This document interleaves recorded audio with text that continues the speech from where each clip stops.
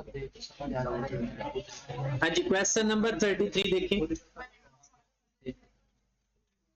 The turnover in an entity was 2 million. पहली बात तो टर्नओवर सेल्स को कहते हैं, टर्नओवर सेल्स को बोला जाता है। Turnover in an entity was 2 million and it's account receivable were 5% of turnover. इसका मतलब है हमारा जो सेल्स है जिसे हम टर्नओवर कहते हैं वो 2 मिलियन है। अकाउंट रिसीवेबल हमारे पास आ गया 2 मिलियन का 5%, मल्टीप्लाइड बाय 5%, 100,000।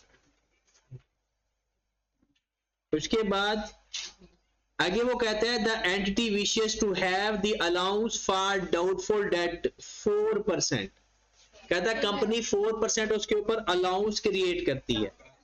तो allowance for bad debts 1 lakh multiplied by 4% कितना आ गया?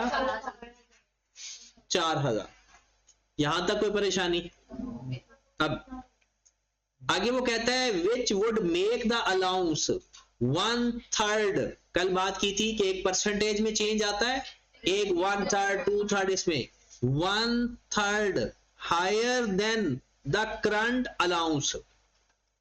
कहता है जो अब अलाउंस आया है वो जो हमारा करंट अलाउंस पड़ा था, मतलब कि ओपनिंग बैलेंस पड़ा था, उसका 1/3 हायर है।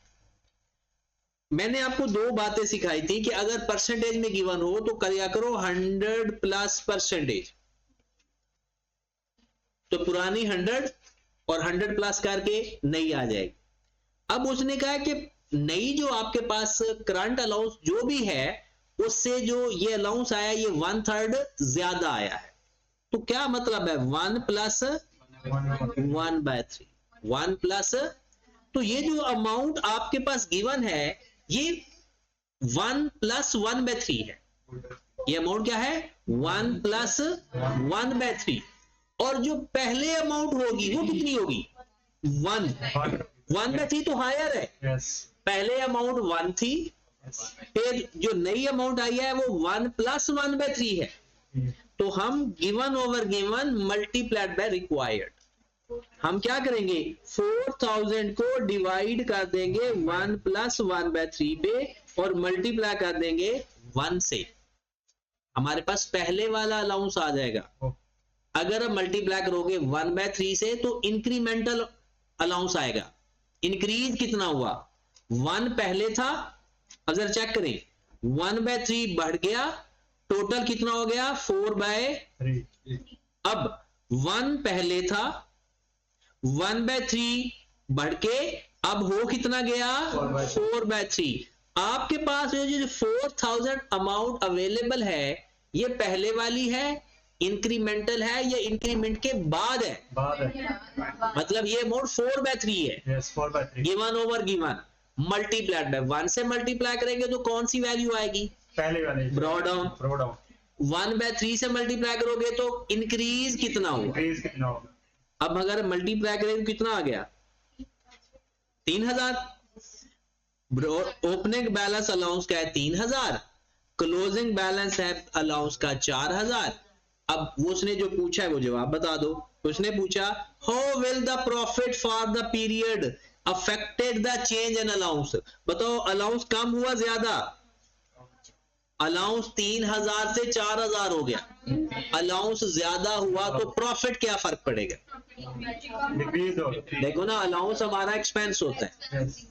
अलाउंस हमारा अच्छी बात थोड़ी होती है हमारे लिए, अलाउंस हमारा एक्सपेंस होता है। अलाउंस बढ़ेगा तो प्रॉफिट हमारा कम हो जाएगा।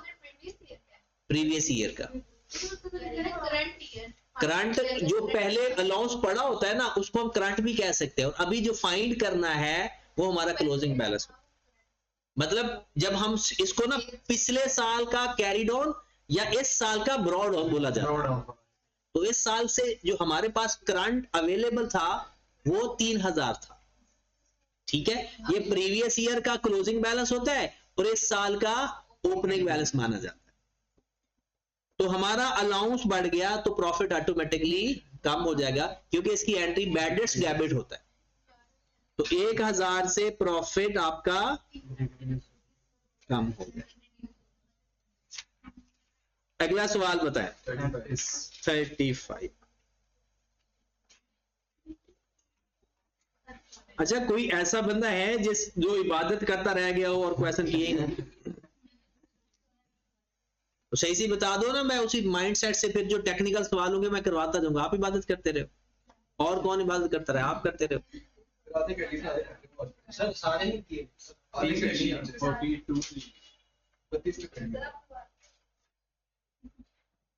लेकिन सारे क्यों नहीं किए भाई? नहीं तो चीज ये करके दूसरे सब्जेक्ट को टाइम दिया करो ना। अपना मोबाइल का यूजेज खत्म कर दो। मोबाइल से स्क्रीन टाइम है। अच्छा, एक दिन तो कोई 20-25 मिनट आता है। चले। During the year ended December 2019, Faisal traded turnover total 3 million. Its account receivable 4% of the turnover. Wishes to maintain the doubtful allowance 3% of the account receivable. पहले तो ये काम कर लेना, अपना direct allowance for bad debts find करते हैं। Allowance for bad debts कितना है? टर्नओवर कितना है? 3 मिलियन। ये आपकी सेल्स है। अकाउंट रिसीवेबल इसके कितने परसेंट है? Multiplied by 4%। ये जो लिखा हुआ है ये हमारा अकाउंट रिसीवेबल लिखा हुआ है। और अलाउंस कितना है? 3%। 4% हमारा रिसीवेबल है और उसका जो 3% है वो हमारा अलाउंस है। तो डायरेक्ट मल्टीप्लाइड बाय, तो ये हमारे पास ओपनिंग अलाउंस आ गया 4 lakh multiplied by 4% multiplied by 0.03 3600। ये हमारा अलाउंस आ गया।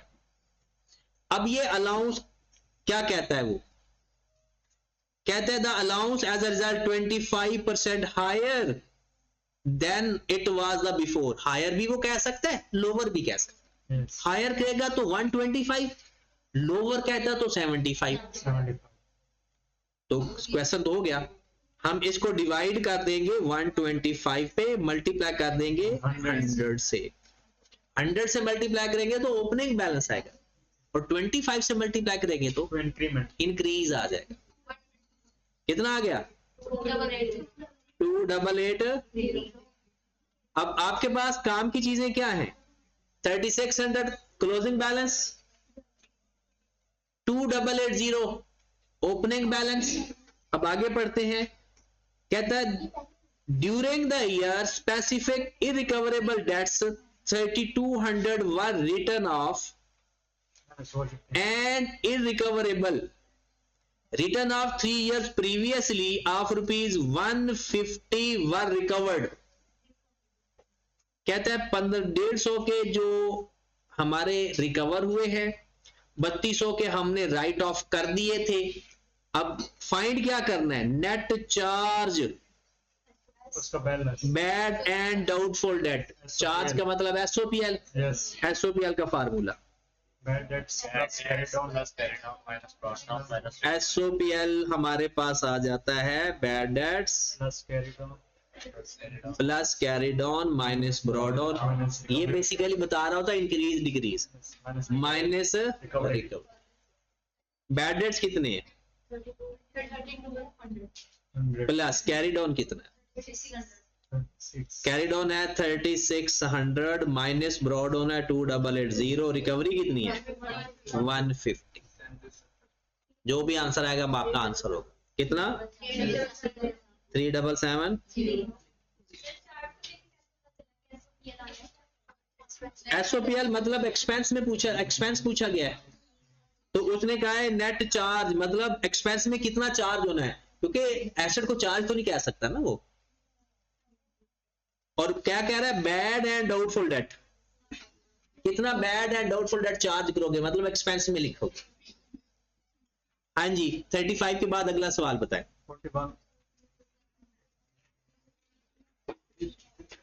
बाकी सवाल आपको सही सही वाले समय लग गए थे। Yes. 41 पे है।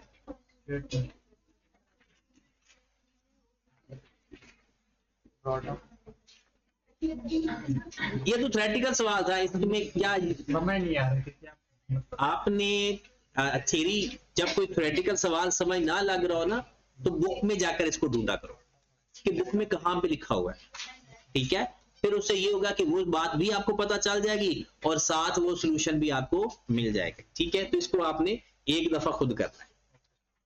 इसका अगर आपको बुक से आंसर ना मिले, तो बुक आपने रीड की है ना, तो बुक रीडिंग में ये आपने ढूंढना है कि कहां पर ये बात आइडेंटिफाई की हुई है। और बताएं, अगर नहीं होगा तो फिर मैं आपको एक्सप्लेन कर दूं। अभी आप न्यूमेरिकल सवाल मुझसे पूछे, थ्योरेटिकल आपने बुक से सीखना है। अगर कोई बात फिर भी समझ नहीं लगती तो फिर कल उन सवालों को बता दें। अगला सवाल कौन सा है?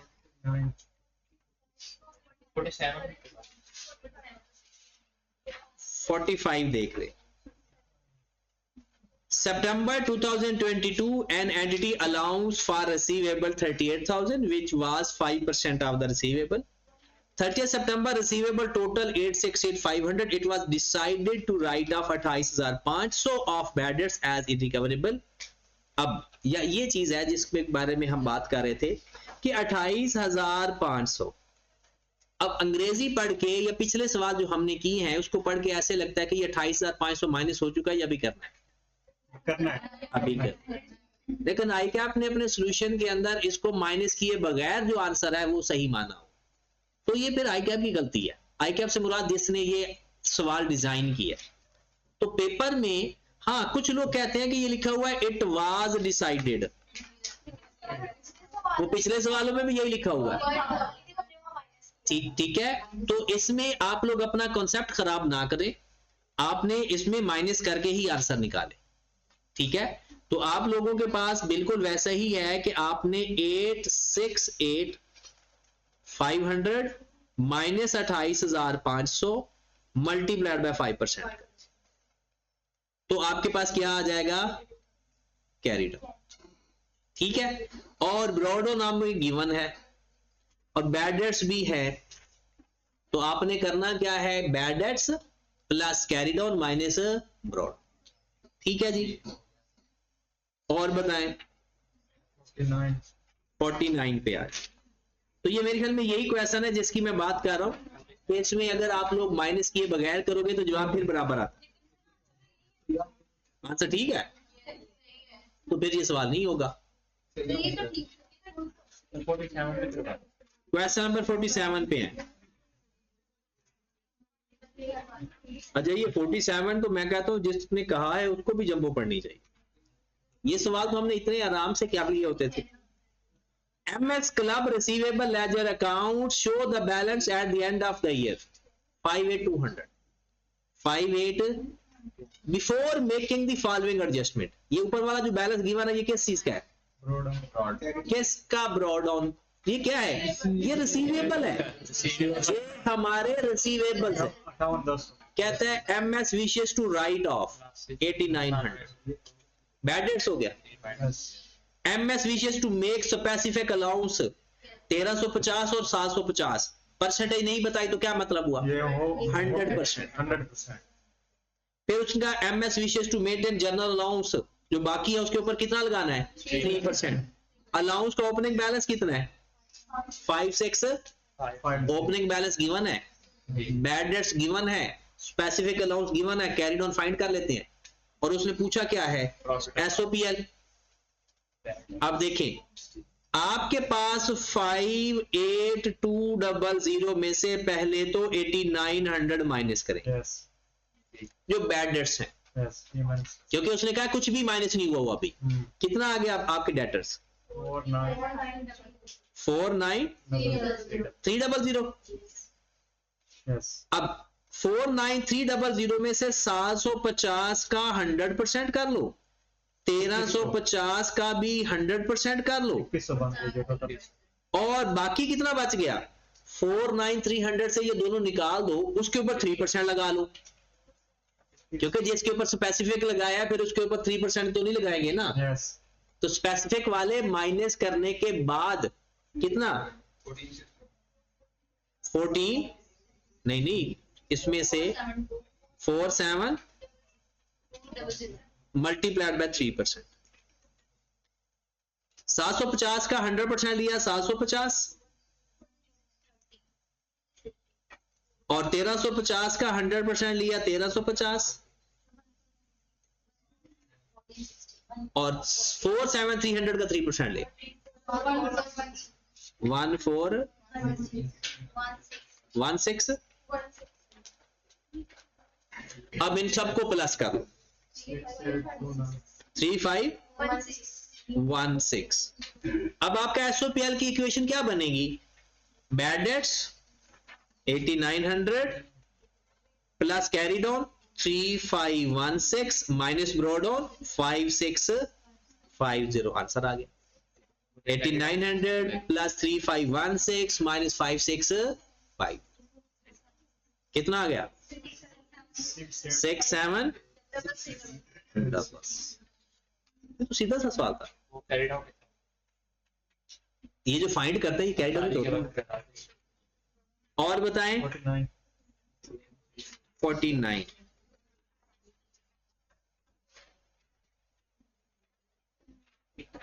In the year end 30th September 2018, QG had sales 7 million. Year end receivable 5% of sales and maintain 4%. तो क्या हो गया? अलाउंस फॉर बैड डेट्स बताने लगा हूं। Allowance for 7 million 5% multiplied by 5% करूंगा तो रिसीवेबल आ जाएंगे, 4% करूंगा तो अलाउंस आ जाएगा। कितना आ गया? 7 million multiplied by 5% multiplied by 4%, 14,000। कहता है and result discover that allowance is 20% higher than the previous. ये 120 है, तो ब्रॉड ऑन कितना आ गया इसका? वो तो 1/3 वाला वो 1/3 वाला होता है। ये परसेंटेज में तो 120 कर देंगे, 100 में डायरेक्ट 20 ऐड कर देंगे। 14,000 divided by 120 multiplied by 100, brought on कितना आ गया? 11,666 67 कर लो। तो इसके बाद वो कहता है during the year bad debts amounting 3200 written off. Bad debts आ गए और रिकवरी भी आ गई 450। और कहता है बैड डेट्स एक्सपेंस में क्या लिखेंगे? ब्रॉड ऑन आ गया, कैरी डाउन आ गया, बैड डेट्स है, रिकवरी है, खत्म होगी कहानी। तो एसओपीएल में क्या आ जाएगा? Bad debts plus carry down minus brought down और माइनस रिकवरी, 450 पर आंसर आ गया 5086। हाँ जी, बाकी हो गया सवाल इसके।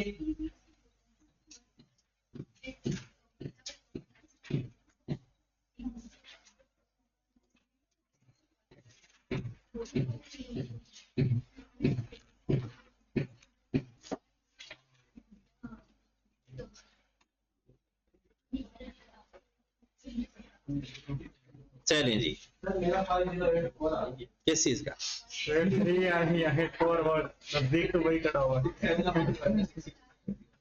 तो राउंड ऑफ करना आना चाहिए ना, मैथ अच्छा पढ़ते तो शायद वो एग्जाम राउंड ऑफ करना आता आपको। अच्छा, अब आपने बैड डेट्स का काम क्या करना है? बैड डेट्स के ये सवाल दोबारा करके थ्योरी पढ़ के इसके एडिशनल सवाल करने। उसमें आपको परेशानियां शुरू में आपको फील होगा, परेशानी होती नहीं है, बस आपको डर लग जाता है अंग्रेजी पढ़ के। आपने एडिशनल क्वेश्चन इन्वेंटरी के भी करने हैं और इसके भी करने हैं। कल आपको छुट्टी भी है, तो मंडे को